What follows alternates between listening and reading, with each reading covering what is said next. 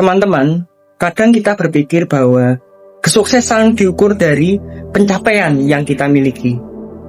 Harta yang kita miliki, barang yang kita miliki, prestasi, jabatan. Jadi semakin tinggi jabatan orang itu, semakin berprestasi orang itu, semakin banyak harta orang itu, ia semakin sukses. Dan sebaliknya, semakin seorang itu miskin, semakin seorang itu berpendidikan rendah, maka ia semakin gagal. Nah, itu adalah standar dari dunia, teman-teman, tentang memandang kesuksesan. Nah, apakah Alkitab memiliki pandangan seperti itu, teman-teman? Apakah standar kesuksesan dari Alkitab? Apa standar kesuksesan dari Alkitab? Kesuksesan yang sejati adalah saat kita menggenapi rencana Allah di dalam hidup kita, teman-teman. Kita bisa melihat tokoh di dalam Alkitab, Rasul Paulus, ia mendedikasikan hidupnya, menyerahkan hidupnya untuk memberitakan Injil.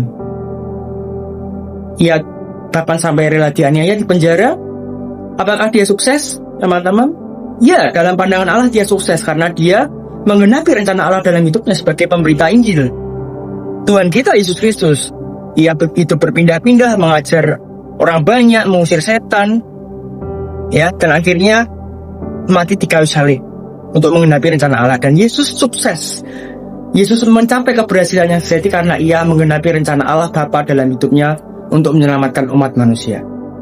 Jadi kesuksesan yang sejati bukan diukur dari uang, prestasi, gelar yang kita miliki, tetapi kesuksesan yang sejati menurut Alkitab adalah saat kita menggenapi rencana Allah dalam hidup kita.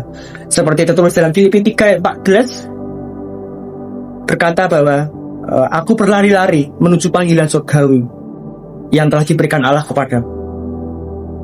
Jadi kita sukses, kita berhasil saat kita menggenapi rencana Allah. Dan saat kita menggenapi rencana Allah, maka itulah letak kesuksesan kita.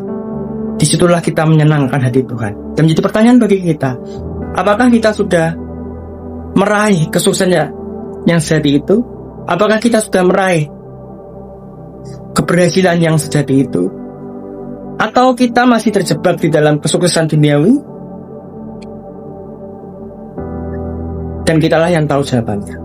Karena itu, kesuksesan yang sejati adalah saat kita berhasil menggenapi rencana Allah di dalam hidup kita. Apapun itu profesi teman-teman, entah itu sebagai guru, pengacara, dokter, dan juga profesi yang lain. Terima kasih, Tuhan Yesus berkati kita semua.